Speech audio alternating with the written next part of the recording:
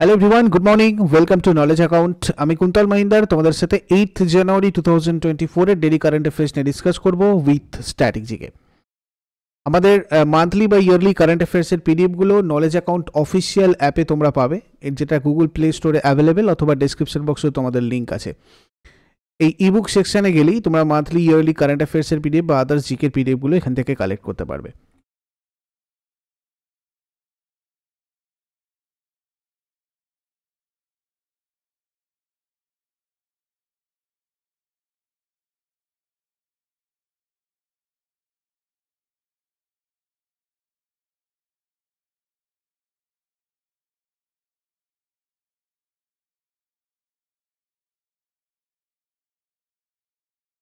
দেখো, আজকে প্রথম যে প্রশ্নটা আলোচনা করব, কোন রাজ্যের টাঙ্গাইল, কোরিয়াল আর গরদ শাড়ি জিওগ্রাফিক্যাল ইন্ডিকেশন বা জিআই ট্যাগ পেয়েছে?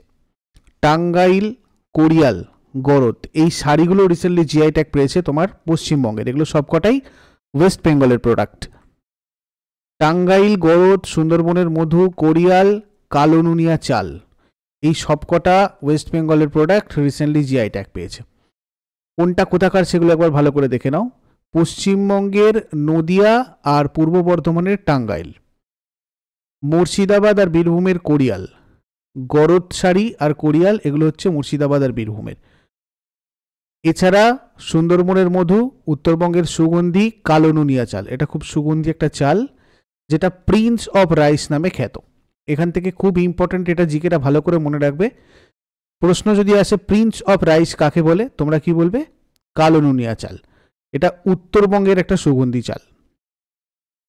জিআই ট্যাগ কি? জিআই হচ্ছে জিওগ্রাফিক্যাল ইন্ডিকেশন, মানে জিআই ট্যাগের full form geographical indication tag. যেসব পণ্য, বস্ত্র, ফসল, ফল ইত্যাদি দ্রব্য কোনো বিশেষ স্থান থেকে পাওয়া যায় এবং দ্রব্যগুলো খুবই উচ্চমানের হয় এবং দুষ্প্রাপ্য হয়, এবং সেই সব দ্রব্যাদির চাহিদা খুব বেশি হয়, তাদেরকে এই ট্যাগ প্রদান করা হয়। এই ট্যাগ দেওয়ার প্রধান উদ্দেশ্য হচ্ছে কোন বিশেষ দ্রব্য যে স্থান থেকে উৎপন্ন হয় সেই স্থানের সাথে ওই দ্রব্যটার একটা ভৌগোলিক সম্পর্ক স্থাপন করা, আর সেই সব দ্রব্যের অবৈধ সরবরাহ বন্ধ করা। দেখো, ওয়েস্ট বেঙ্গলের যেসব জিআই ট্যাগগুলো রয়েছে আমি একবার তোমাদের বলে দিই, একবার প্রথম থেকে শেষ পর্যন্ত।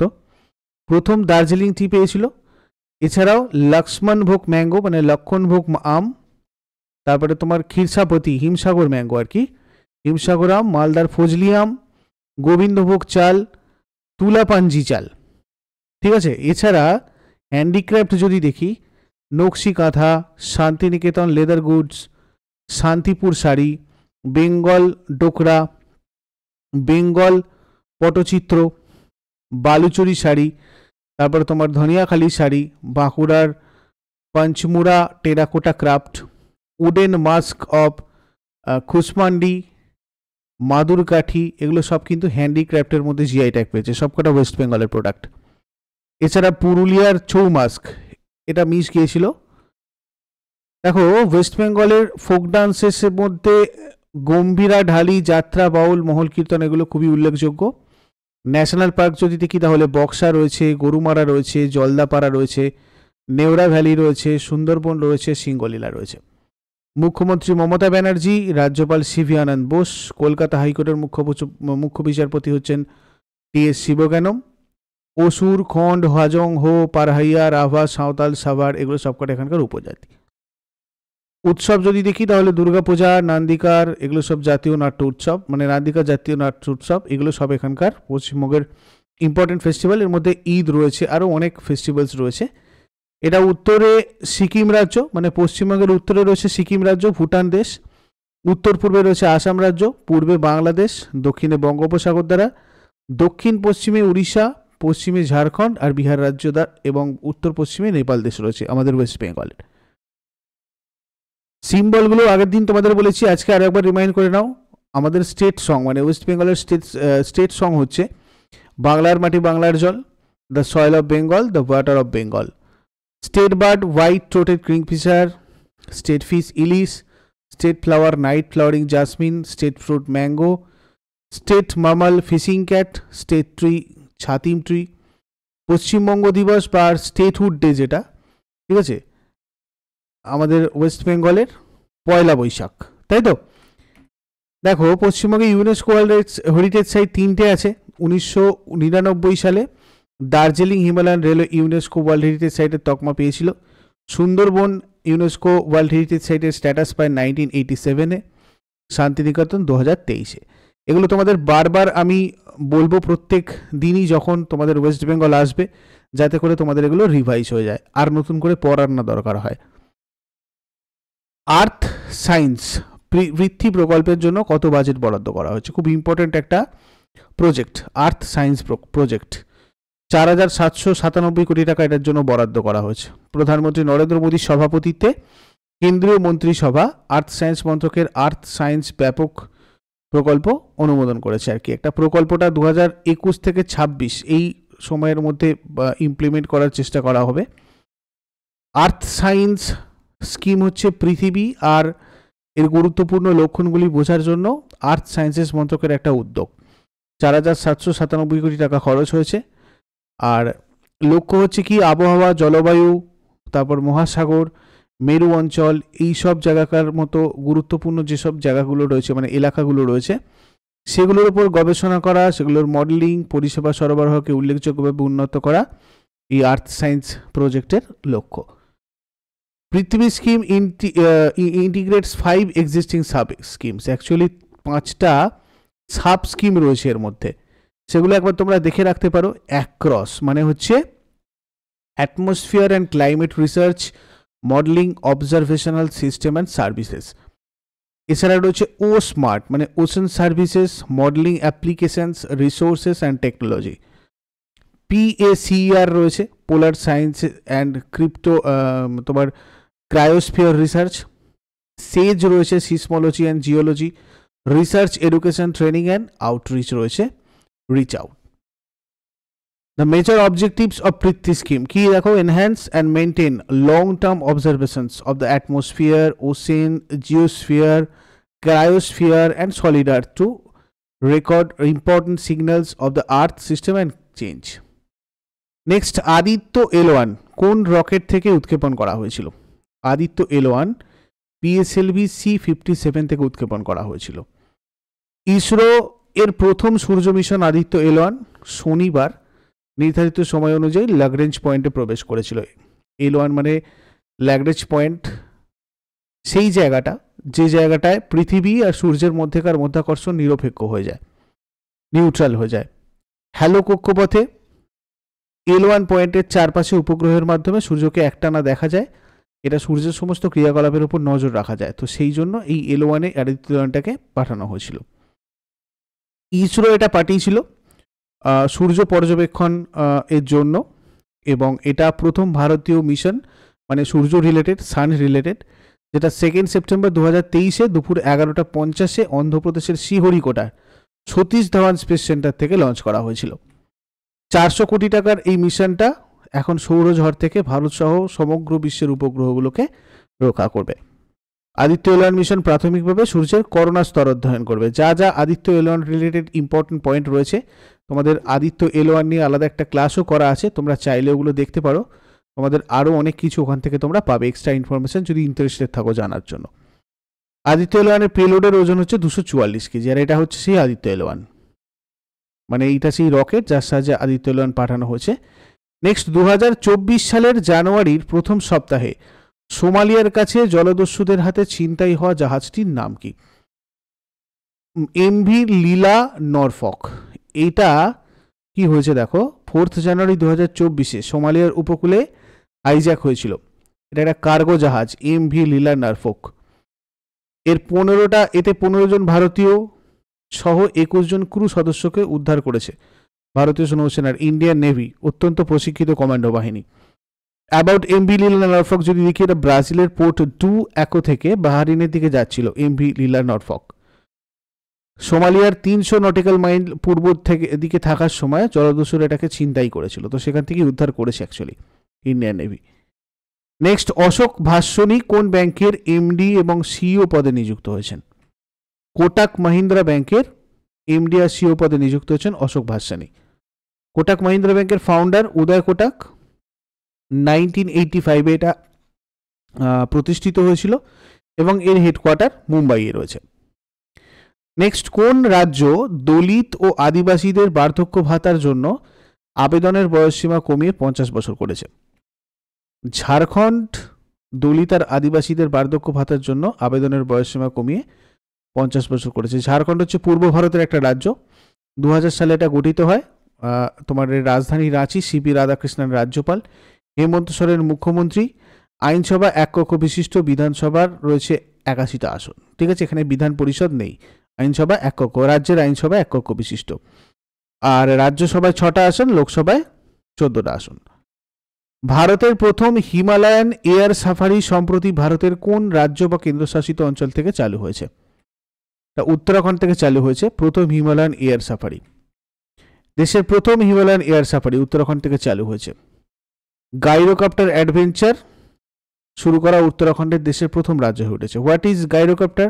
দেখো, gyrocopter looks like a small helicopter, ছোট্ট একটা হেলিকপ্টারের মতো এটা দেখতে, but the main difference is there is no engine turning the তোমার রোটার্সকে মানে তার রোটেট মানে টার্ন করার জন্য কোনো কিন্তু ওখানে engine, there is no engine turning the rotors. প্রতিষ্ঠা সাল 2000। রাজ্যপাল লেফটেন্যান্ট জেনারেল গুরমিত সিং, মুখ্যমন্ত্রী পুষ্কর সিং ধামি উত্তরাখণ্ডের। দেরাদুন শীতকালীন রাজধানী, গায়রসেন গ্রীষ্মকালীন রাজধানী। রাসলীলা, ঝোড়া, কাজরি, কুমায়ুনি, চাপালি, গারওয়ালি এগুলো এখানকার folk dances. Jim Corbett national park, valley of flowers national park, Rajaji national park, Gangotri national park, Nandadevi national park এখানকার ইম্পর্টেন্ট ন্যাশনাল পার্ক। তেহরি বাঁধ, ভিক্টোরিয়া বাঁধ, তুমারিয়া, পাঞ্চেশ্বর, মানেরি, কোটেশ্বর, রিসারি এগুলো এখানকার ইম্পর্টেন্ট ড্যামস। ভুটিয়া, বুকসা, জানসারি, খাস, রাজি, থারু এখানকার উপজাতি। নেক্সট, পিএম বিশ্বকর্মা যোজনার বাস্তবায়ন করতে চলা প্রথম কেন্দ্রশাসিত অঞ্চল কোনটি? পিএম বিশ্বকর্মা যোজনা সম্পর্কে তোমাদের ডিটেলস বলবো। তো এটা ইমপ্লিমেন্ট করছে এরকম প্রথম ইউনিয়ন টেরিটরি বা কেন্দ্রশাসিত অঞ্চল হচ্ছে তোমার জম্মু কাশ্মীর।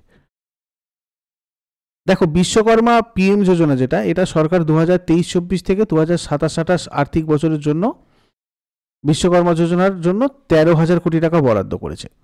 প্রধানমন্ত্রী নরেন্দ্র মোদীর 73তম জন্মদিন উপলক্ষে 17 সেপ্টেম্বর 2023-এ, এর আগের বছর সেপ্টেম্বর মাসে এই যোজনা চালু করা হয়েছিল। লঞ্চ ডেটটা খুবই ইম্পর্টেন্ট, ভালো করে মনে রাখবে।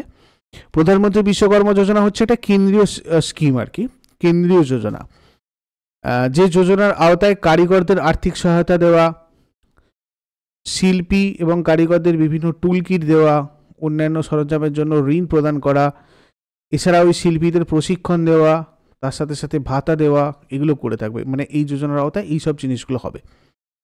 ঠিক আছে, জম্মু কাশ্মীর যদি দেখি, Jammu Kashmir related important point, গ্রীষ্মকালীন রাজধানী শ্রীনগর, শীতকালীন রাজধানী জম্মু, লেফটেন্যান্ট গভর্নর মনোজ সিনহা। 2019 সালের 31 অক্টোবর জম্মু কাশ্মীর কেন্দ্রশাসিত অঞ্চলে পরিণত হয়েছে। টোটাল 20টা জেলা রয়েছে, রাজ্যসভার 4টে আসন রয়েছে, লোকসভার রয়েছে 5টা আসন। নেক্সট, মধ্যপ্রদেশের মুখ্যমন্ত্রী মোহন যাদবের ঘোষণা অনুযায়ী মধ্যপ্রদেশ রাজ্য কোন দিন তবলা দিবস উদযাপন করবে? এটা রিসেন্টলি মধ্যপ্রদেশ সরকার ঘোষণা করেছে 25শে ডিসেম্বর মধ্যপ্রদেশ তবলা দিবস উদযাপন করবে। 25শে ডিসেম্বর মিউজিক সিটি গোয়ালিয়রের তাল দরবারে তানসেন সমারোহ অনুষ্ঠান সিরিজের অংশ হিসাবে 15,000টিরও বেশি তবলা বাদক দ্বারা প্রদত্ত আশ্চর্যজনক উপস্থাপনার জন্য গিনেস ওয়ার্ল্ড রেকর্ড তৈরি হয়েছে। এটাও একটা ইম্পর্টেন্ট পয়েন্ট, নোট করে রাখবে। এই অনুষ্ঠানকে সবসময় স্মরণীয় করে রাখতে সেই জন্যই ওই 25শে ডিসেম্বরই তবলা দিবস হিসাবে পালন করার কথা ঘোষণা করেছে মধ্যপ্রদেশ সরকার। গোয়ালিয়র ফোর্টে সংস্কৃতি বিভাগ, রাজা মান সিংহ তোমর সংস্কৃত বিদ্যালয় এবং জেলা প্রশাসনের উদ্যোগে এই অনুষ্ঠানটা অনুষ্ঠিত হয়েছিল। ইউনেস্কো দ্বারা ভারতের প্রথম গোয়ালিয়র শহর সিটি অফ মিউজিকের মর্যাদা পেয়েছে। Gwalior as the city of music. 2015 সালে বারাণসীর পরে গোয়ালিয়র ভারতের দ্বিতীয় শহর, যেটাকে ইউনেস্কো সঙ্গীতের শহর হিসাবে মনোনীত করেছিল। শহরটিকে ব্যাপকভাবে তানসেনের জন্মস্থান হিসেবে গণ্য করা হয়। ভারতীয় ইতিহাসের অন্যতম শ্রেষ্ঠ সঙ্গীতজ্ঞ এবং সুরকার, যিনি সম্রাট আকবরের দরবারে নবরত্নর মধ্যে একজন ছিলেন। এছাড়াও শহরটা গোয়ালিয়র ঘরানার উৎপত্তিস্থল, হিন্দুস্তানি শাস্ত্রীয় সঙ্গীতের প্রাচীনতম এবং সবচেয়ে প্রভাবশালী স্কুল। জয়পুরও এর আগে ক্রাফটস অ্যান্ড ফোক আর্টসে পেয়েছিল, মর্যাদা পেয়েছিল 2015-তে। Varanasi creative city of music হয়েছিল 2015-তে। Chennai creative city of music হয়েছিল 2017-তে। মুম্বাই ফিল্মের জন্য হয়েছিল 2019-এ, গ্যাস্ট্রোনমির জন্য হায়দ্রাবাদ, আর ক্রাফটস অ্যান্ড folk আর্টের জন্য 2021-এ শ্রীনগর। ডক্টর মোহন যাদব মধ্যপ্রদেশের বর্তমান মুখ্যমন্ত্রী পদে নিযুক্ত রয়েছেন। মধ্যপ্রদেশের রাজ্যপাল রয়েছেন Mangubhai Chhaganbhai Patel. National park Bandhavgarh, Kanha, Panna, Satpura, Madhav, Sanjay, Pench, Vanvihar, fossils এগুলো রয়েছে। জাওয়ারা, মাটকি, আদা, খাদানাচ, ফুলপাতি, গ্রিদা ডান্স, সেলালার্কি, সেলাবাদনী এগুলো সব এখানকার ইম্পর্টেন্ট ফোক ডান্সেস। লোকরাং উৎসব, তেজাজি, খাজুরাহো এগুলো এখানকার উৎসব। বৈগা, ভিল, বারিয়া, বীরহোস, গোন, কাটকারি, খাড়িয়া, খুন, কোল, মুরিয়াস, কোরকু, মাওয়াসি, প্রধান, সাহারিয়া এগুলো সব এখানকার ট্রাইব। বেস্ট ব্র্যান্ডস 2023 অ্যাওয়ার্ড জিতেছে কোন কোম্পানি? বেস্ট ব্র্যান্ডস 2023 জিতেছে Kohinoor group. At a glittery function of Mumbai, Kohinoor Group was crowned as the best brands of 2023, a testament to its outstanding position amidst a competitive field of hundreds of national brands. সম্প্রতি কে সালাম Bombay foundation এর health ambassador মনোনীত হয়েছেন? সালাম বোম্বে ফাউন্ডেশনের health ambassador Amrita Raichand নিযুক্ত হয়েছেন। সালাম মুম্বাই ফাউন্ডেশনের কাজ কি? সালাম মুম্বাই ফাউন্ডেশন তামাক নিয়ন্ত্রণ কার্যক্রম বাস্তবায়নের জন্য মাস্টার প্রশিক্ষকদের প্রশিক্ষণ দেয়, পরামর্শ দেয়। বিষয়গুলোর মধ্যে তামাকের প্রভাব, ভারতীয় তামাক নিয়ন্ত্রণ আইন, তামাক বিরোধী ওকালতি এবং জীবন দক্ষতা বিকাশের উপর অনেকগুলো সেশন দেওয়া রয়েছে এর মধ্যে আর কি। দেখো 2021 আদমশুমারি অনুযায়ী নিম্নলিখিতগুলির মধ্যে কোনটি ভারতের ন্যূনতম জনবহুল রাজ্য ছিল? তো এর মধ্যে আমি বলেছিলাম, এগুলো আগের দিন হোমওয়ার্ক ছিল, উত্তরগুলো মিলিয়ে নাও সবাই। এটা সিকিম হয়ে যাবে। পাকিং বিমানবন্দর তোমার সিকিমে। ভারতের কোন রাজ্যে ফ্ল্যামিং উৎসব পালিত হয়? এটা হয়ে যাবে অন্ধ্রপ্রদেশ। আর আজকে তোমাদের জন্য কোয়েশ্চেন থাকবে, পোঙ্গল কোন রাজ্যের উৎসব? ভারতের জাতীয় চিহ্ন অশোক স্তম্ভ কে নকশা করেছিলেন? এগুলো তোমরা শেষকালে আজকে কমেন্টে জানাও। চট করে আগের দিনের এগুলো কুইক রিভাইজ করে নেবো। যারা যারা লাইভে রয়েছো অ্যান্সার করার চেষ্টা করো। তার আগে সবাইকে বলে দিই, WBPSC ক্লার্কশিপের প্রিলিয়ার মেনের ইন্টিগ্রেটেড ব্যাচ তোমাদের চলছে নলেজ অ্যাকাউন্ট অফিসিয়াল অ্যাপে। লিমিটেড পিরিয়ড একটা অফার রয়েছে, মাত্র 1080-তে তোমরা এখন এটাতে জয়েন করতে পারবে। এটা 60% একটা অফার চলছে। এই নাম্বার আরও ডিটেলসের জন্য যোগাযোগ করে নাও। তোমাদের ডিটেলস অধ্যায় ভিত্তিক প্রত্যেকটা সাবজেক্টের চ্যাপ্টার ওয়াইজ ক্লাস এখানে চলছে এবং প্রত্যেকটা ক্লাসের শেষে MCQ'রও ব্যবস্থা রয়েছে প্র্যাকটিসের জন্য। টেস্ট পোর্টালে তোমাদের মক টেস্ট এর ব্যবস্থাও রয়েছে চ্যাপ্টার ওয়াইজ, প্রত্যেকটা সাবজেক্টের, জেনারেল স্টাডিজ, ম্যাথ, ইংলিশ সব কটা। আর মেন পরীক্ষার কনভেনশনাল রাইটিংও তোমরা এটাতে করতে পারবে। Same batch, one time payment, পুরো প্রিলিয়ার মেনের A to Z প্রিপারেশন। এছাড়া ফুড এসআই ব্যাচও তোমাদের রয়েছে, তোমরা চাইলে এটাতেও জয়েন করতে পারো। এগুলোও সব অধ্যায় ভিত্তিক বিস্তারিত ক্লাস। তোমার এখানে ম্যাথের দুটো ফাউন্ডেশন ব্যাচের রয়েছে, অ্যাকচুয়ালি তোমাদের দুটো 70টার প্লাস ক্লাস রয়েছে। জিকে রয়েছে প্রায় 200টার কাছাকাছি ক্লাস। কারেন্ট অ্যাফেয়ার্সের তোমার 20টা প্লাস রয়েছে। আরও কিছু কারেন্ট অ্যাফেয়ার্স এখানে প্রোভাইড করা হবে সাজেস্টিভ। তো এগুলোও তোমরা এই নাম্বারে যোগাযোগ করো যদি জয়েন করতে চাও।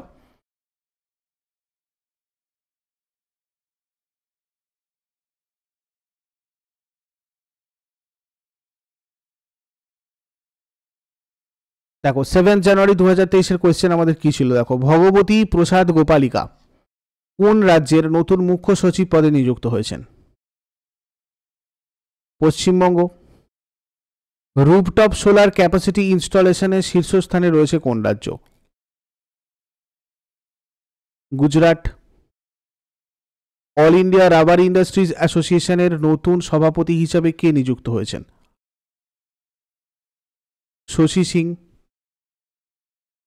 বিসলেরি কোম্পানির গ্লোবাল ব্র্যান্ড অ্যাম্বাসাডর হিসেবে কে নিযুক্ত হয়েছেন? Deepika Padukone. Breaking the mould, reimagining India's economic future শিরোনামে বইটা কে লিখেছেন? রঘুরাম রাজন। শেখ মোহাম্মদ সাবা আল সালেম আল সাবা কোন দেশের প্রধানমন্ত্রী পদে নিযুক্ত হয়েছেন? কুয়েত।